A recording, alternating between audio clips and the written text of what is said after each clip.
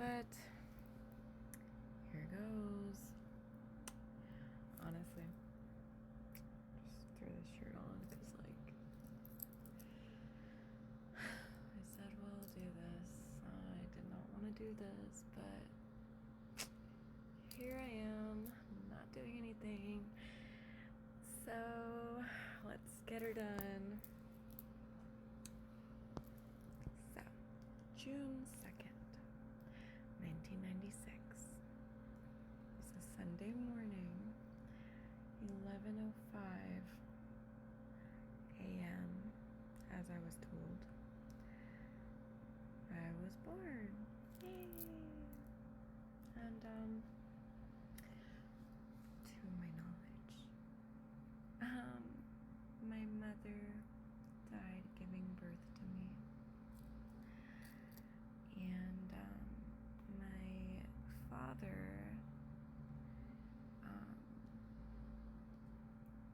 actually committed suicide a week after, and so I was adopted into a family in about 2 years old. 2 weeks years old. That doesn't make sense. Sorry, 2 weeks old.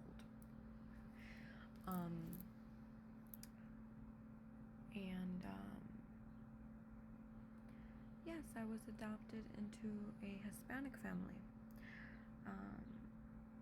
My aunt actually told me that she never saw my mother's belly,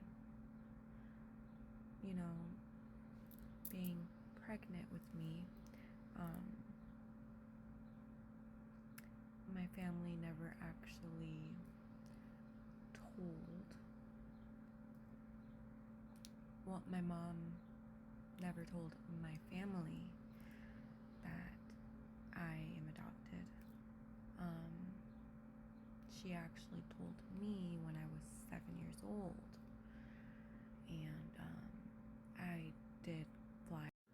I did have the pleasure of meeting my biological grandmother.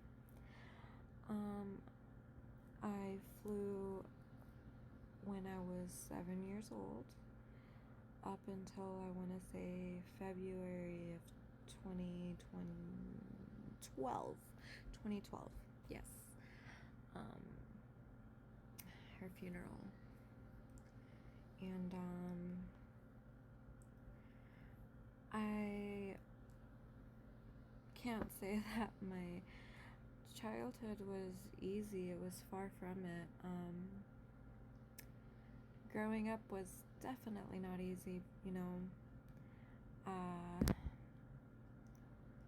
I had brothers growing up. I was the only female of my siblings. I did have a female cousin, but she was disabled. As the only other female cousin, I was definitely taken advantage of as a little girl. Sex trafficked within the family. I was not protected properly, but I can't blame anybody because knowing the things that I know now, I can say that I know my mother and aunts, they were all probably groomed as well, because they're all sisters, and they grew up possibly conditioned to think that being around men was something normal, so they normalized it around me growing up, and them being adults drinking, they didn't see the signs and did not know that I was being victimized, and they were being predators towards me, and I was being isolated from my family. But yeah, I didn't know who to talk to, where to turn to, who to relate to. My family made it quite difficult to have a relationship, a healthy relationship, with my brothers, cousins, with my immediate family, you know. Even to this day, it's kind of awkward, to say the least. Even friends, you know, it's not easy, you know, talking to people. I guess I was just like too honest, and just I don't know what it, people just saw me as weird, I guess, and was like,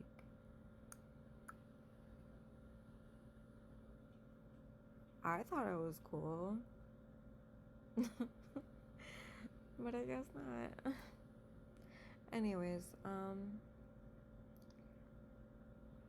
yeah, over time, you know, not being able to speak for myself, or, you know, just holding in all of this anger, like feeling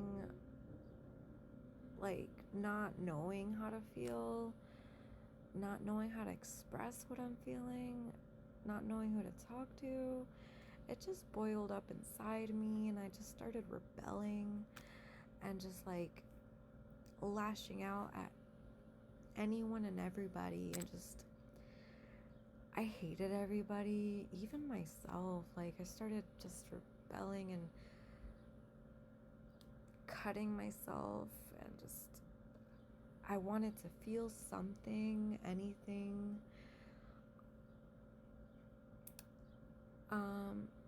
I started becoming a bully even to my own bullies, to the point that they became scared of me.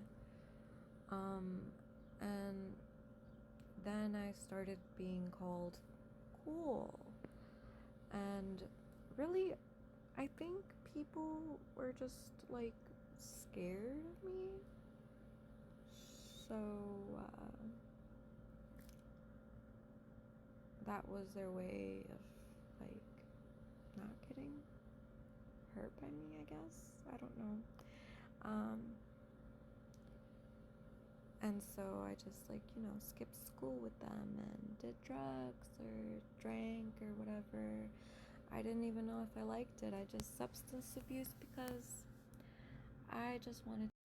I substance abused because I wanted to feel something, anything.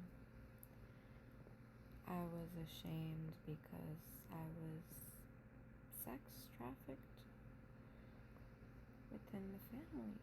Like, I was betrayed even by someone that I thought I could trust, like, the most. And I'm about to share something that I never really said out loud, but in a sober room. And I hope this helps anybody out there, because it's so embarrassing to share. But I'm gonna do it because I'm sure somebody can relate. I was even taken advantage by my brother. Yes, I'm adopted, but he didn't know that. So it hurt me to the core that he would be willing, you know, hurt me, betray me that way.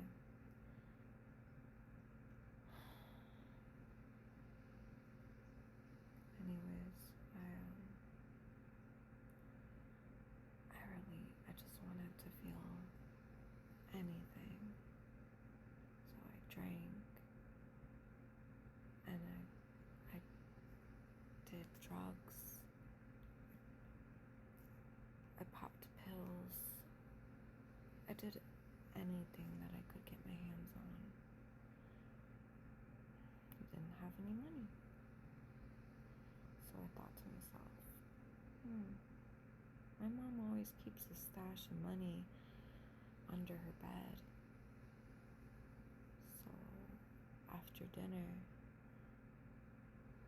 I stole it. Didn't even think twice.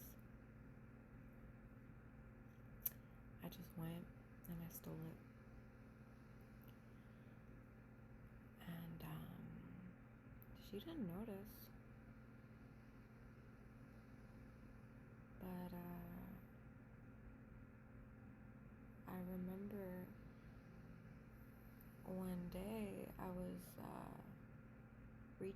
one morning I was reaching out for the cereal box.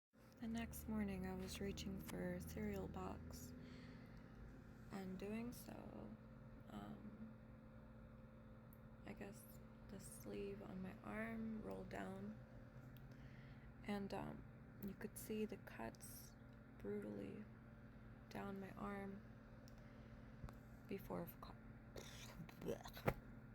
ignore that tongue twister, whatever. Before all of my tattoos, you could see all of my brutal cuts. I was a heavy cutter. My mom saw my cuts from my wrist to my elbow, literally like centimeters apart. She screamed so fucking loud, like, what the fuck is that?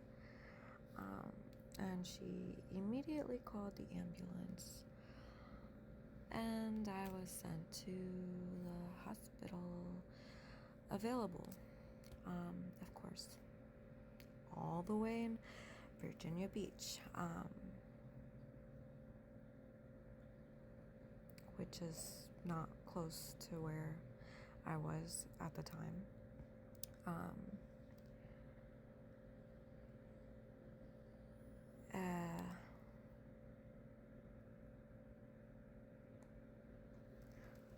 Nobody checked on me. Not a single phone call, not a visit. Not even like, they weren't even concerned what the hell I did over there. During my time at the hospital, the psych ward, I just came back and I was greeted with home-based counselors, always monitoring me, never to be left alone again. Bye-bye to privacy. Yeah. Here goes my life.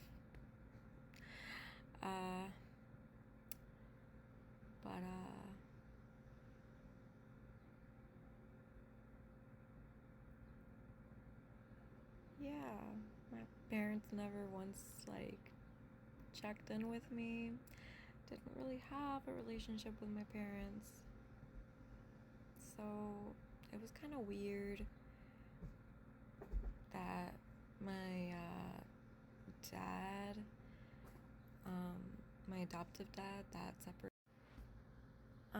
So the relationship that my adoptive father wanted to keep with me and my siblings surprised me, because he never quite had one with me to begin with.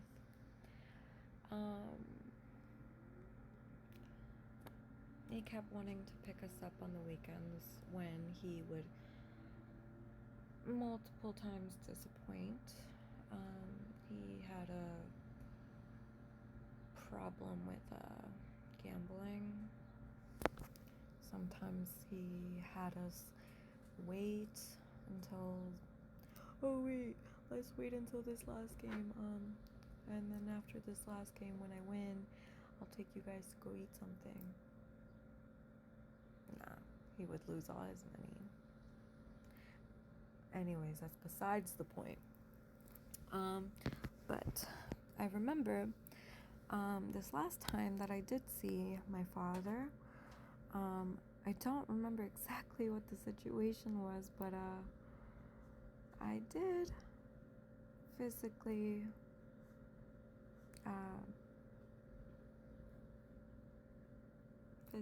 get into altercation with my brothers and my father. I don't even remember why. Crap. I was getting somewhere with that. Oh yeah, I do remember why.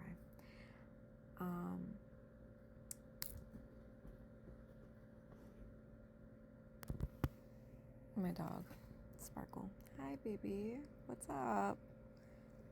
Okay, I think she wants to be walked. Pause. Okay, so something triggered the fight. My home base counselor asked me a question regarding why did the fight between you, your father, and your brothers happened. It's because I was very not okay with the pent-up anger about my uncle raping me during a party that happened. And my home-based counselor was trying to pry out of me, and I didn't want her to blame it on my stepdad because I absolutely adore that man. I love him to death. He's done so much and more for me than that piece of shit that I did fight, my adoptive father that I told you guys about, that has a gambling addiction problem. By the way, even now to this day, I have cut him off. I have no relationship with that guy. And I'll dive into that when I get to that point. But yeah, that guy's a piece of shit. But anyways, I had that pent-up anger, and it triggered a fight. It had nothing to do with my stepdad, but my home-based counselor was wondering why that fight happened. It was just pent-up anger.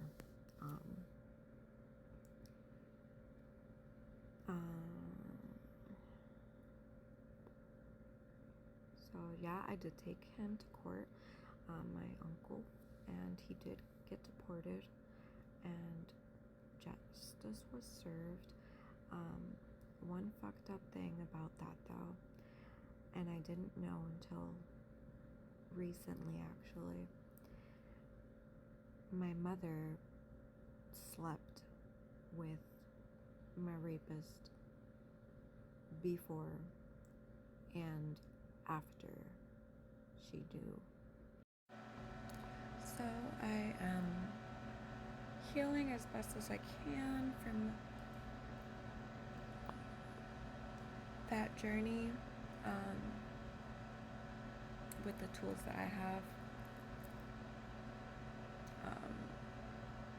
I wasn't given very much, I didn't know what my resources were as a young adult, but I had a lot of interesting trials and tribulations throughout my entire life. But you know, I just kept on doing the best that I could with what I had. And at the time, the best that I could do was what I thought was drink my pain away and drug my pain away. I didn't know what my resources were. I didn't have a good enough support system. So yeah, I was very much a wild child, badly influenced, dabbling in psychedelics, acid tabs, triple C's,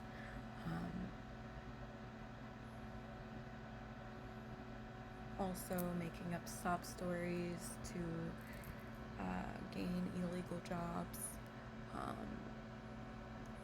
to get money for drugs and alcohol.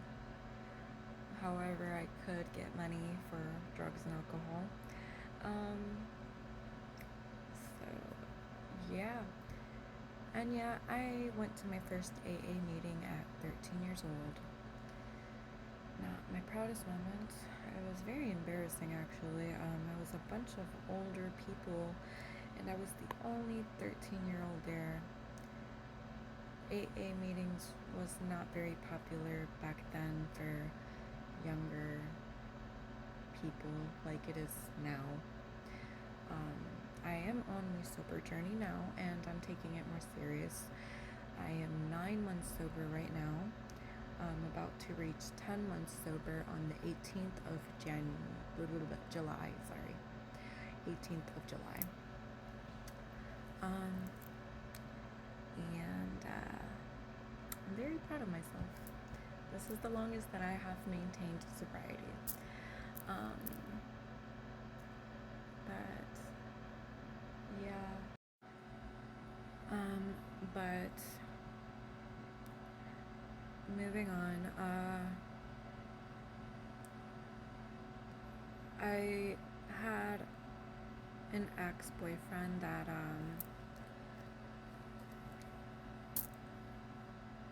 I don't know how the situation got as bad as it did, but I remember that I had to escape from the window of his trailer home, from his room, the window from his room, because he was trying to rape me. I actually did bite his arm, and he used it as a way to victimize himself, calling me crazy. But here's my part of the story to whomever is out there listening and knows about this. He actually tried to rape me, and that was my way of getting away from him, and I bit him to try to squeeze my way out of the window, and I jumped and broke my phone jumping out of the window. And I went immediately to my friend's house that was also living in the trailer park complex. It was a huge, like, cul-de-sac trailer park complex, and I was crying and freaking out, really trembly, and I had like $10 on me, and I asked her if she could please find a dime bag, and I was going home to go and change. I needed to come back in like relax, and I would vent to her and tell her what actually happened. Um, when I came back after changing, and we would smoke. Um, but when I did come back, to my surprise, there was a third person that was not invited, and was actually talking about me behind my back. From what I've heard, was talking bad about me, and I confronted this person. And they didn't even look at me. They more so looked through me. Didn't make any eye contact, and I felt very disrespected. As a Gemini, that's not gonna fly. So I impulsively didn't even think twice. I punched the glasses off his face. Yeah, it was a guy. And so he claims he did not put his hands on me, but my family took pictures of me. I never saw them. And apparently there were bruises on my body. Anyways, we were apparently tussling. This person tripped on my leg, fell forward. I fell backwards. My head bounced on concrete. I fell off the patio, but my head bounced on concrete 2 times. I fell first, breaking his fall, but my head bounced on concrete twice. My friend's mother came out, screaming like, "Oh my God, my plants, I bought them for work tomorrow. They're ruined. I'm calling the cops."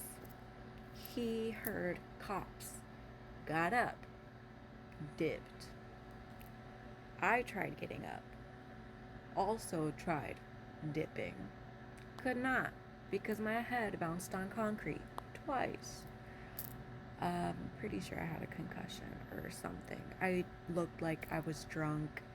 I could not walk straight. Eventually the ambulance caught up to me, and I was hospitalized, and my head was x-rayed, and the left side of my skull was fractured. There was blood, a lot of pressure on the left side of my skull. I was transferred to Inova Fairfax Hospital, and I don't know how long anything was, so please don't ask me about timelines or anything. I'm only relaying what was told to me. But when I was rushed to the Inova Fairfax Hospital, I guess I healed over time, calling my parents, saying, "Oh my God, I guess I healed and I'm getting discharged." I don't know what amount of time that took, but after I got off the phone with them, apparently I got up to go to the bathroom, and my socks had me slip, hit my head on the wall, and I went unconscious again. Round of nurses came in my room and gave me a round of anti-seizure medication. Nobody jotted it down. Another round of nurses came in, gave me anti-seizure medication again. and it made my blood so toxic, it shut my body down instantly, putting me in a medically induced coma. And the doctor had to call my parents to sign off on 5 emergency dialysis, because if the toxicity got to my organs, I would have instantly died. And it took 2 months for me to wake up from that coma. When I finally woke up from that coma, I had to learn how to walk again, and how to write again, and how to climb stairs again. And my stomach was so weak, I had to, I couldn't stomach food. I had to live off of Ensures for a little bit. You know, like the protein shakes, I guess. Yeah, I couldn't handle food.